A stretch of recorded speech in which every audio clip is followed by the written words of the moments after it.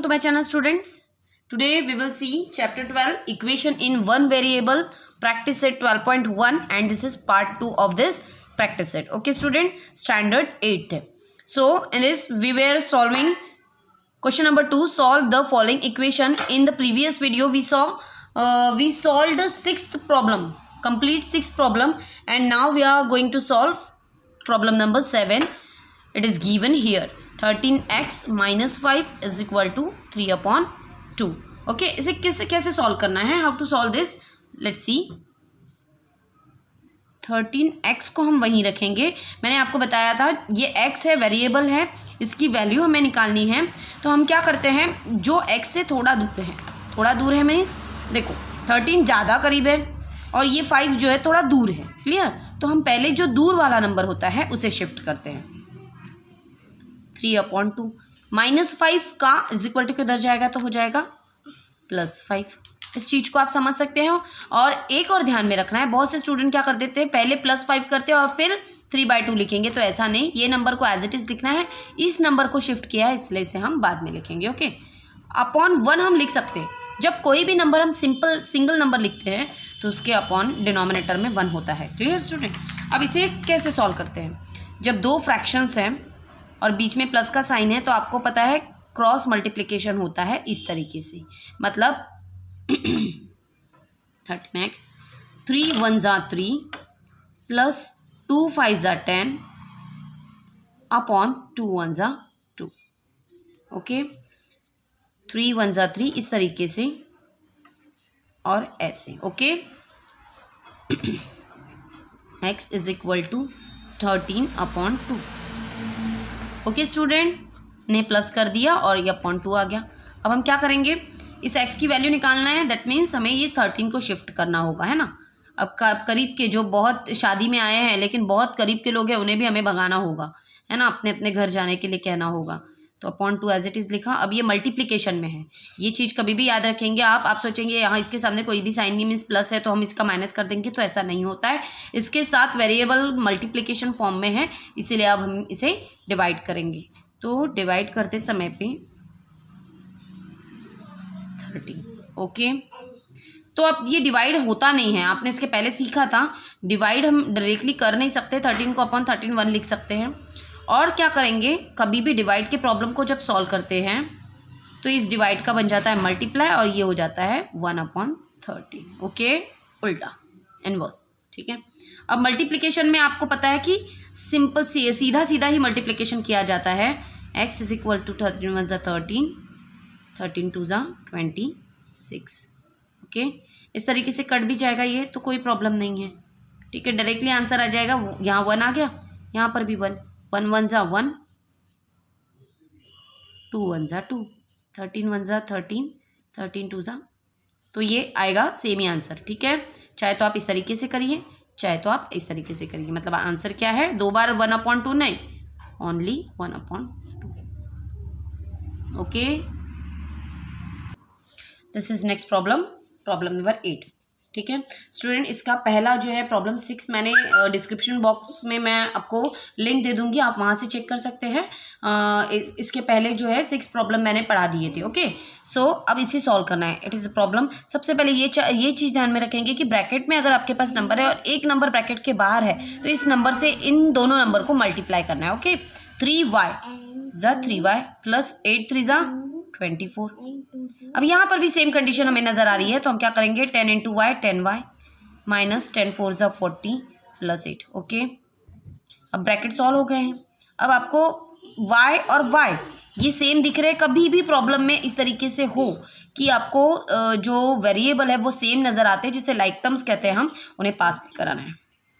एक लाइन छोड़ रही हूँ, आप नहीं छोड़ेंगे. Okay, minus 10y plus 10y है तो क्या हो जाएगा, माइनस 10y. सामने वाला साइन देखते हैं, ये पूरा टर्म हम उठाकर ले आ रहे हैं. ठीक है, और ये जो नंबर्स है इन नंबर्स को हम नंबर्स के पास शिफ्ट कर देंगे. ओके, अब आप सोचेंगे मैम हमें कैसे समझ में आएगा कि आपको y यहाँ लेकर आ रहा है, नंबर्स को नंबर के पास ले जाना है, हम कैसे याद रखेंगे. तो आपको समझा दूँ, हमें y की वैल्यू निकालनी है. ठीक है ना, y हम लास्ट में आंसर कैसे आएगा, y इज इक्वल टू जो आंसर है वो यहाँ आएगा. ठीक है, तो हमने y को इस साइड में ले लिया. ठीक है, y वाले जो टर्म्स है उन्हें इधर ले लिया. अब देखिए क्या बचा, -40 एज इट इज़ लिखेंगे, +8, अब +24 का हो जाएगा -24। ओके, अब यहाँ कोई साइन नहीं, मीन्स ये क्या है, प्लस है, प्लस माइनस माइनस, क्या होता है प्लस माइनस माइनस, यहाँ हम देयरफॉर का साइन लगाएंगे, ठीक है, ऐसे सॉल्व करते हैं, ठीक है।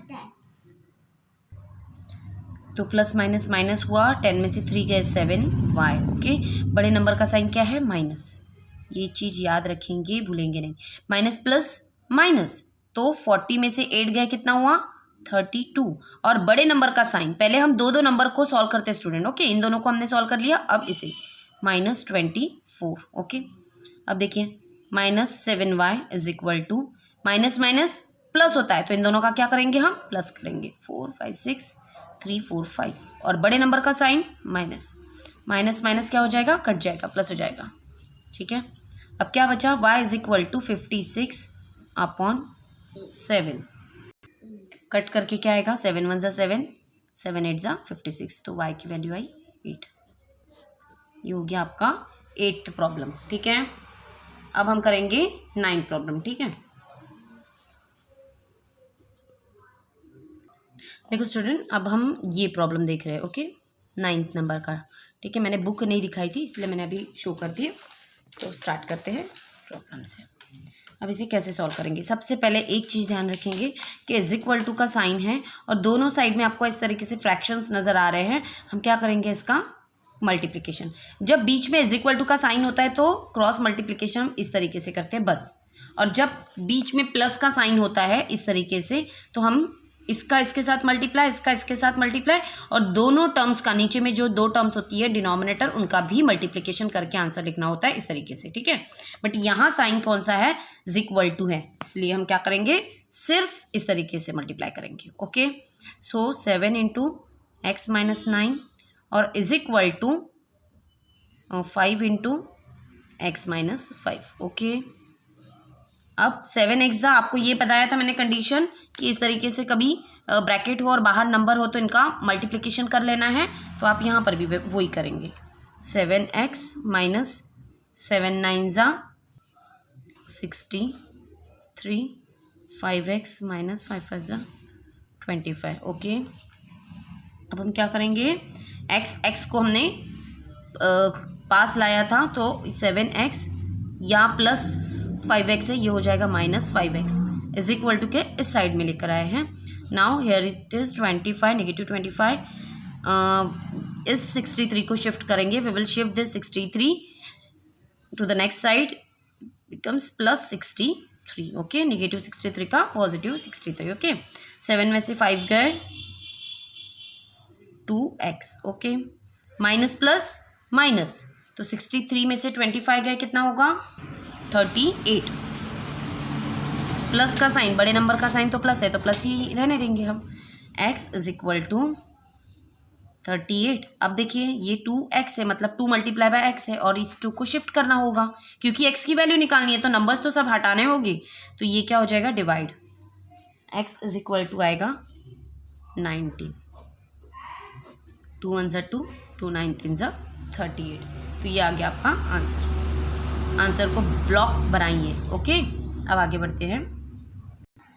अब प्रॉब्लम 10 को कैसे सॉल्व करना है, मैं क्या करूँगी, यहाँ अपॉन में 1 लेती हूँ, ओके, मतलब मुझे आसान हो जाएगा इसे सॉल्व करना। अब आप जानते हैं 2 फ्रैक्शंस है, बीच में प्लस का साइन है, तो इसे क्रॉस मल्टीप्लिकेशन करते हैं हम, ठीक है। किस तरीके से, इस तरीके से करते हैं, क्यों करते हैं, क्योंकि बीच में प्लस का साइन है। अगर इज इक्वल टू का साइन होता तो हम केवल इस तरीके से करते थे, ओके।